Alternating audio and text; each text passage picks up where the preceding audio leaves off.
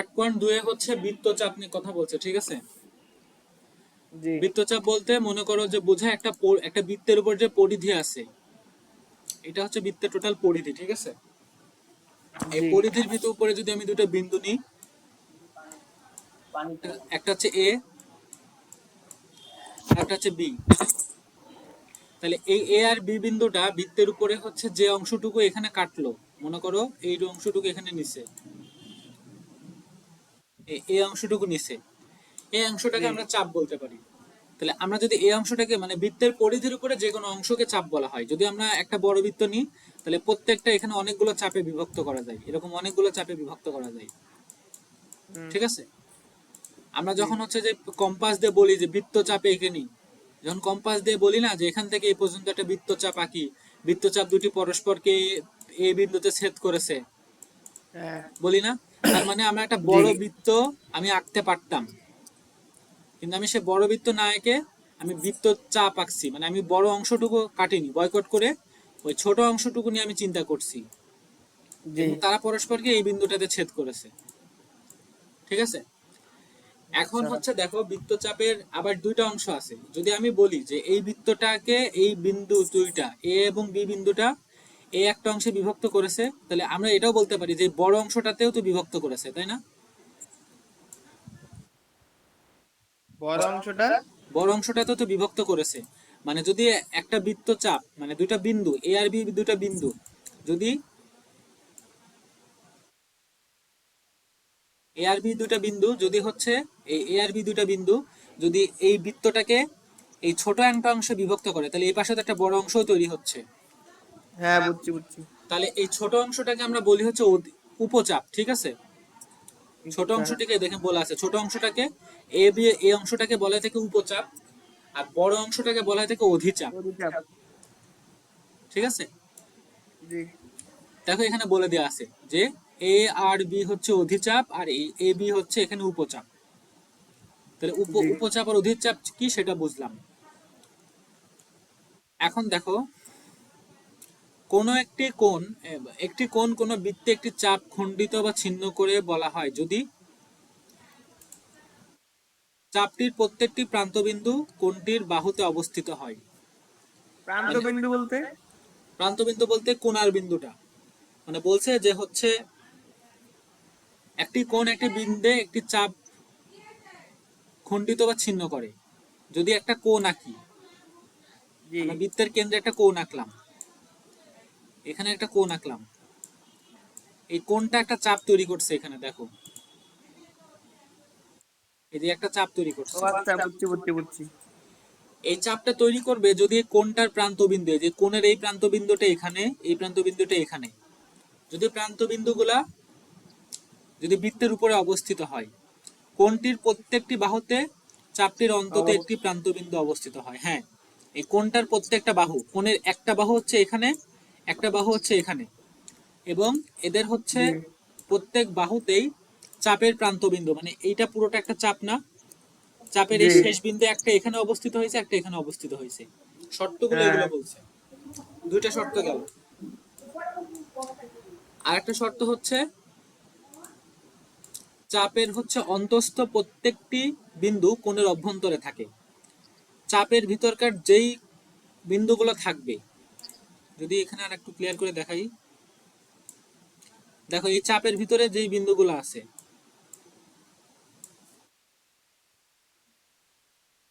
আর তো এইটুকু চাপ, এই পুরোটা চাপ, জি এই চাপের ভিতরের যে বিন্দুগুলো আছে দেখো সবগুলো কোণের ভিতরেই, এই বিন্দুটা এই বিন্দুটার ভিতরে যতগুলো বিন্দু আছে সব কিন্তু এই পুরো কোণটার ভিতরেই আছে।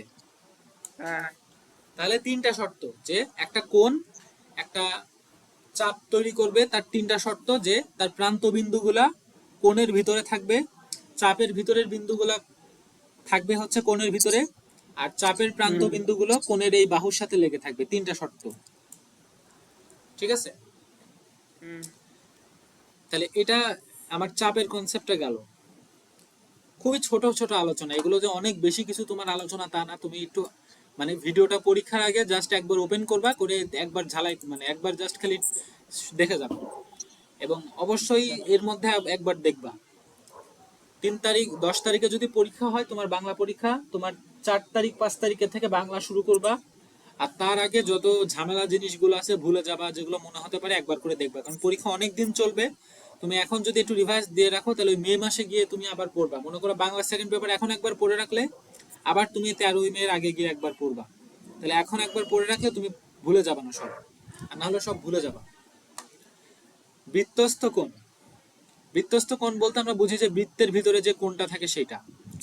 বৃত্তের দুইটা এত বড় দিছে কেন? কোণটা কোনটা ভিতরে? কোণটা ভিতরে, কারণ এটা কেন্দ্রস্থ কোণ না। তোমাকে এতদিন যে জিনিসটা দেখানো হয়েছে সেটা হচ্ছে কেন্দ্রস্থ কোণ, যেটা বৃত্তের কেন্দ্রের ভিতরে থাকে, কেন্দ্রের সাথে ছেদ করে। কিন্তু এখানে বলছে বৃত্তস্থ কোণ, মানে সেটা বৃত্তের সাথে ছেদ করবে, শুধু কেন্দ্রের সাথে না। দেখো এখানে বড় কোন? হ্যাঁ, বৃত্তস্থ কোণ এটা অবশ্যই বৃত্তের ও কেন্দ্রের চাইতে বড় হইতে স্ক্রিন পারে। চলে গেছে। এটা কেন্দ্রের সাথে না গিয়ে এটা বৃত্তের অপোজিট দিক, মানে দুইটা, একটা বৃত্তের এক প্রান্তে আছে এই এই পাশটা, আর একটা অপর প্রান্ত আছে বৃত্তের অপর সাইডে। ঠিক আছে, এখন দেখো এখানে কি বলছে।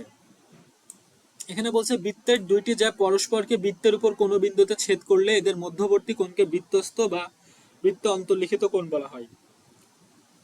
আমি যদি এখন একটা বৃত্ত আঁকি, হুম। তাহলে বৃত্তের দুইটি জ্যা নেব, একটা জ্যা হচ্ছে এরকম আর একটা জ্যা হচ্ছে এরকম। এই জ্যা দুটো এখানে এই বিন্দুটাতে ছেদ করছে। এই জ্যা দুটো যেখানে বলো ছেদ না। করে সেখানে যে কোণটা উৎপন্ন হয়, এই যে যে কোণটা এখানে কেন উৎপন্ন নিচেও তো হচ্ছে, ছেদ করছে? কোথায় ছেদ করছে? ওই যে নিচে।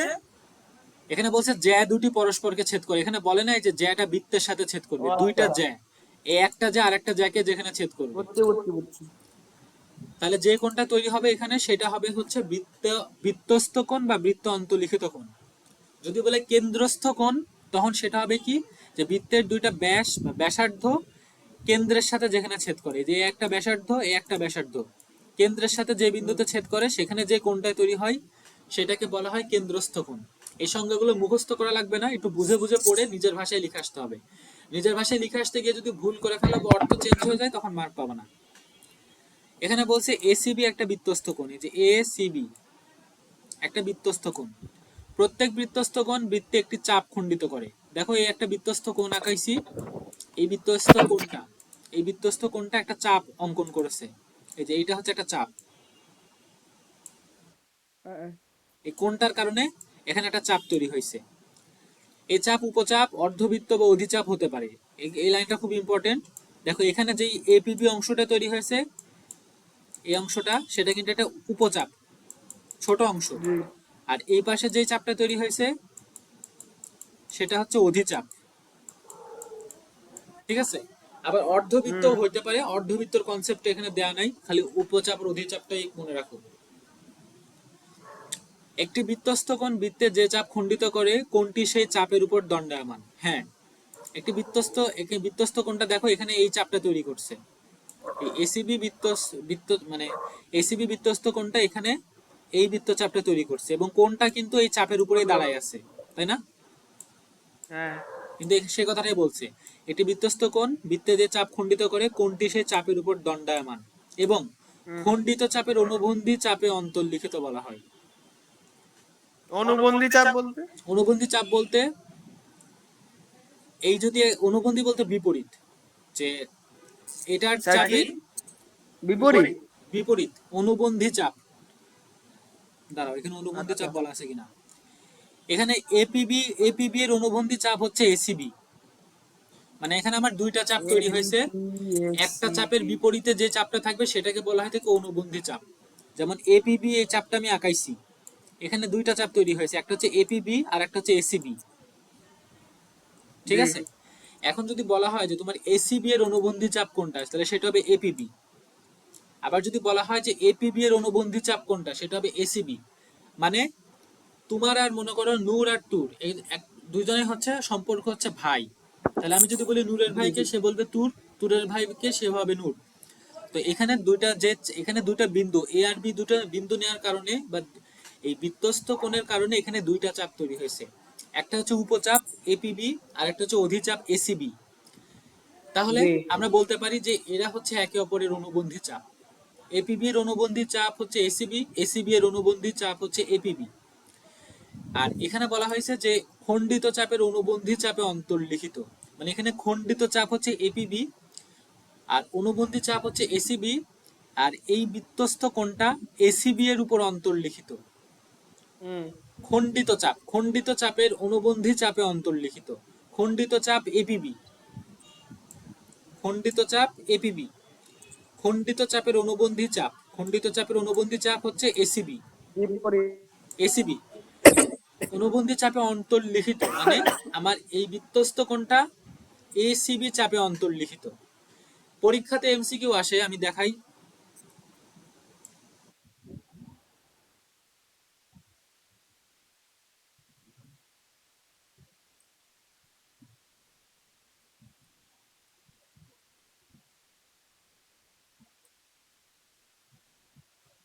বলো এই বৃত্তস্থ কোণটা কোন চাপের উপর অন্তর্লিখিত? পিসি।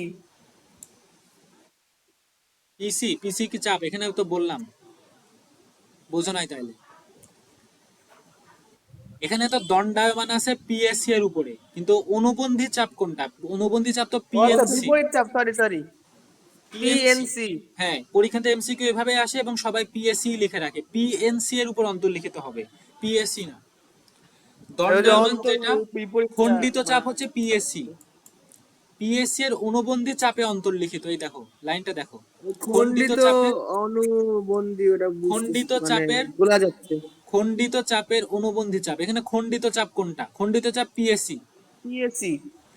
এবং বলেছে খণ্ডিত চাপের অনুবন্ধী চাপে অন্তর্লিখিত। খণ্ডিত চাপের অনুবন্ধী চাপ হচ্ছে পিএনসি, মানে অন্তর্লিখিত হচ্ছে পিএনসি এর উপরে, আর খণ্ডিত হয়েছে পিএসসি এর উপরে।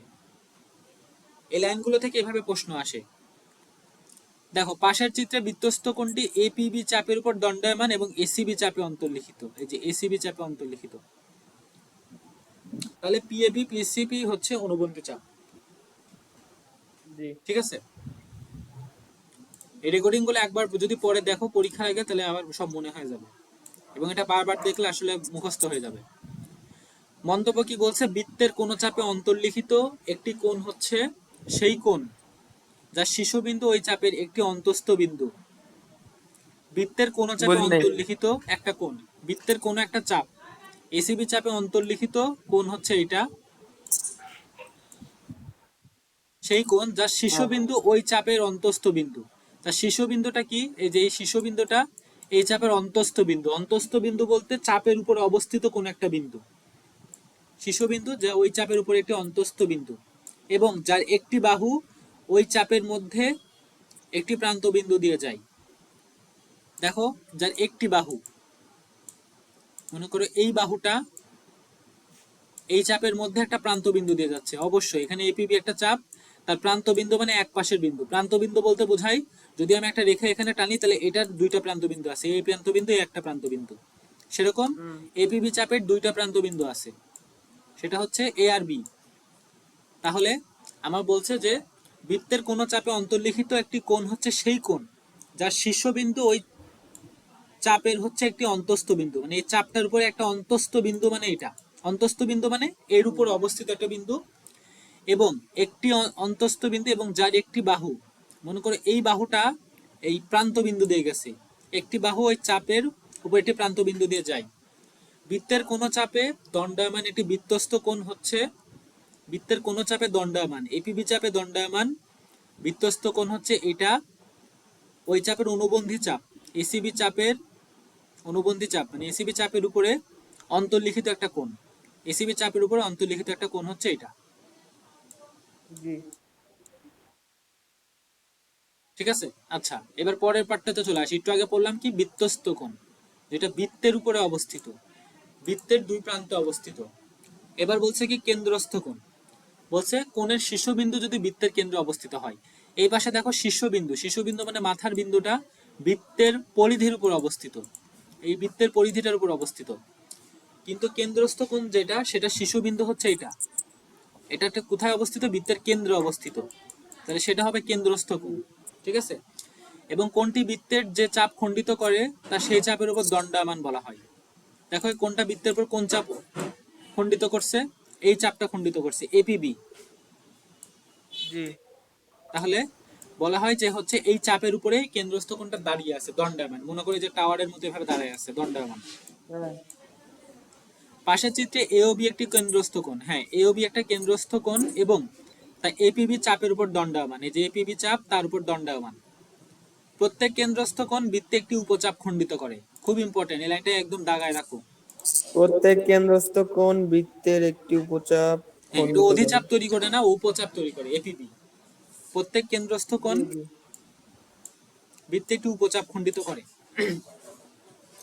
চিত্রে এপিবি একটা উপচাপ, এই উপচাপটার নাম হচ্ছে এপিবি। জি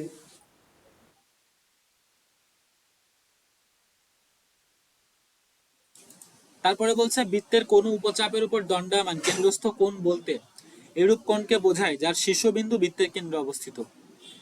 বৃত্তের এই উপচাপের উপর দণ্ডায়মান কেন্দ্রস্থ কোণ বলতে এটা এমন একটা কোণকে বোঝায় যার শীর্ষবিন্দুটাই যে বৃত্তের কেন্দ্রে অবস্থিত এবং যার বাহুদ্বয় হ্যাঁ ওই চাপের প্রান্তবিন্দু দিয়ে যায়। আগের কথাই, বাহুগুলো কি দেখো এই প্রান্তবিন্দু দিয়ে যাচ্ছে। আচ্ছা অর্ধবৃত্তের উপর দণ্ডায়মান কেন্দ্রস্থ কোণ বিবেচনার জন্য উপরে উল্লেখিত বর্ণনা অর্থবহ নয়।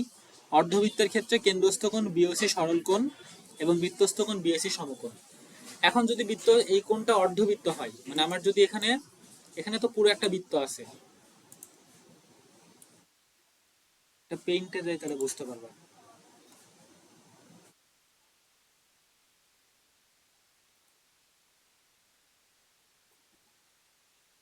যদি আমার এটা একটা অর্ধবৃত্ত হয়,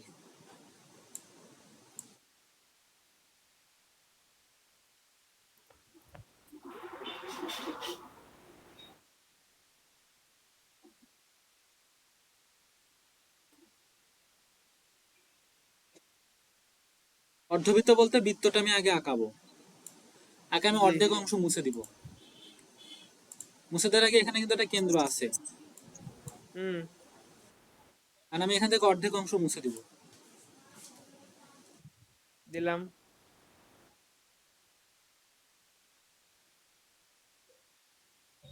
এটা হচ্ছে একটা অর্ধবৃত্ত।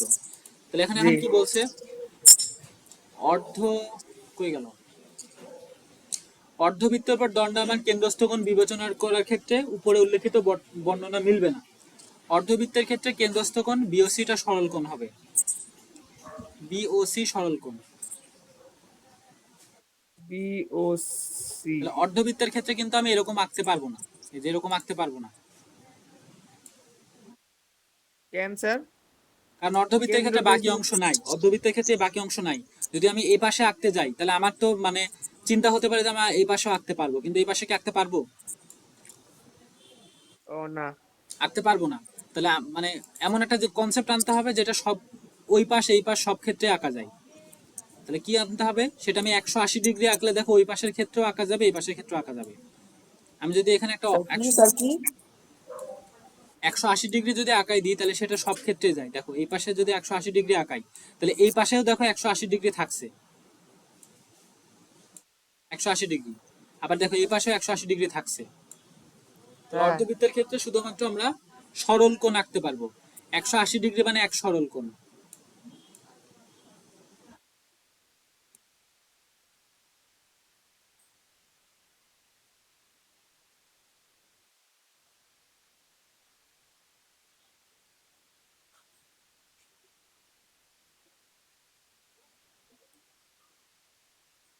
তাহলে আমরা বুঝতে পারলাম যে অর্ধবৃত্তের ক্ষেত্রে আমরা কেন্দ্রস্থ কোণ 180 ডিগ্রি পাই, এক সরল কোণ পাই।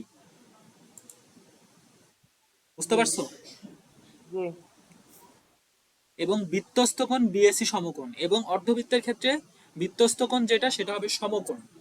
কিভাবে, এবার এটা মুছি। বিও অর্ধবৃত্তের ক্ষেত্রে কেন্দ্রস্থ কোণ হবে সরল কোণ, আর বৃত্তস্থ কোণ যেটা সেটাকে আমি একটা মাত্রই আঁকতে পারবো। দেখো যদি বৃত্তের দুটা জ্যা আঁকতে যাই তাহলে আমি এইভাবে আঁকতে পারবো একটা জ্যা, এভাবে আঁকতে পারবো একটা জ্যা। তাহলে এটা কত, 90 ডিগ্রি হচ্ছে না? জ্যা আঁকতে পারবো। এখানে তো আমার জ্যা থাকতে গেলে এখানে পুরো একটা বৃত্ত থাকা লাগবে। আমি কি আর জ্যা আঁকতে পারছি? না তাহলে অর্ধবৃত্তের ক্ষেত্রে হচ্ছে কেন্দ্রস্থ কোণ এক সরল কোণ, আর বৃত্তস্থ কোণ হচ্ছে সমকোণ। একটু লিখি এটা।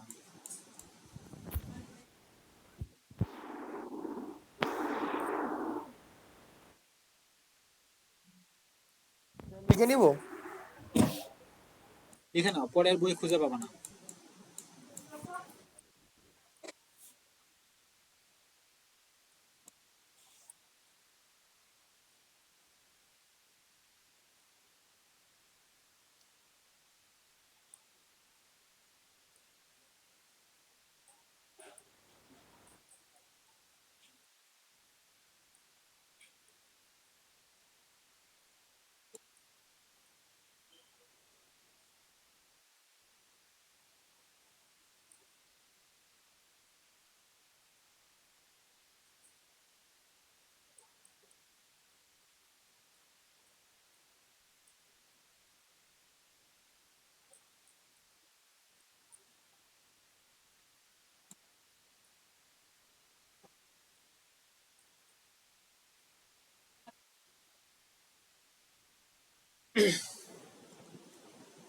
লিখে নাও।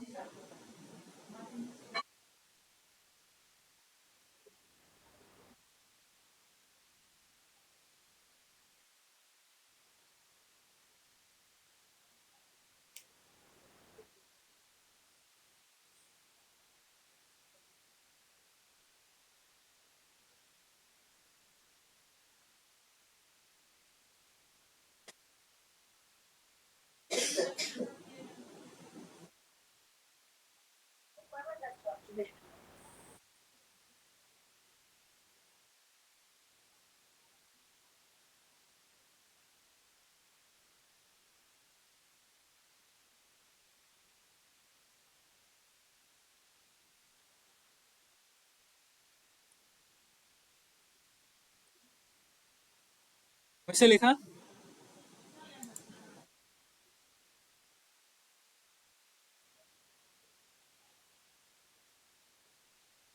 তোর লেখা হয়েছে? Hello sir. হ্যাঁ, লেখা হয়েছে। হ্যাঁ